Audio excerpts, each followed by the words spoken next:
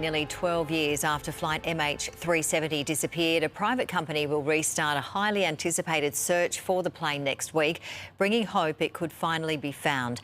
However, experts have warned Sky News finding the plane could still leave key questions unsolved. Our Asia correspondent Stash Butler reports. Could a ship like this be about to solve one of aviation's biggest mysteries? The company that owns it seems to think it might. Ocean Infinity is sending its vessels far out into the Indian Ocean to search for a long-missing wreck. They have the technology, they have the intent, and I think they're going to keep going until they find it. What they're looking for is a Malaysia Airlines plane like this. On March 2014, Flight 370 took off from Kuala Lumpur, carrying 239 people bound for Beijing. It never arrived. Instead, military radar and then satellite data tracked the plane as it turned west and then south before vanishing off Australia's west coast. They're on their way to Beijing. They're on course. If you have a case of crew incapacitation, you would expect them to stay on course. Why they turned is the real open question in my mind.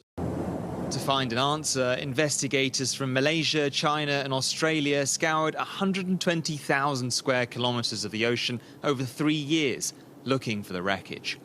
All they found is fragments on distant shores. Now, from December 30th, Ocean Infinity will finally resume the new search that the victims' families have fought for. Their first attempt was cut short earlier this year amid rough seas, but current conditions are more favourable. It'll scan 15,000 square kilometres with autonomous undersea vehicles, or AUVs.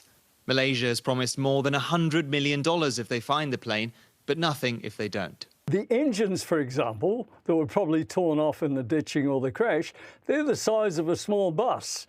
They will be easily detected with the modern technology, the drones, sonar drones that they're using in a search.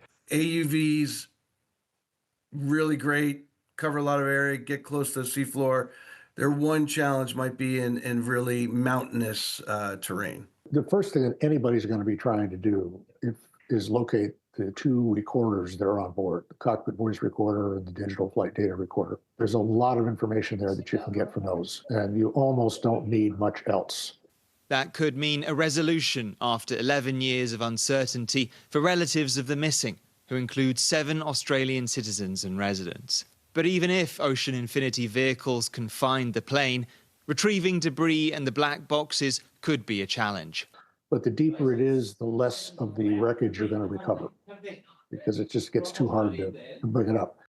On top of that, the plane's cockpit voice recorder stores only 2 hours of data, not enough to capture why the plane turned. For a case like this, the initial problem developed probably way before we're going to hear anything on a recorder. I don't know that we'll ever really have an answer to that. It really depends what we find.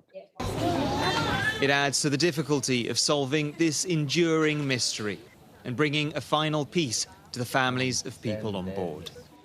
Stash Butler, Sky News.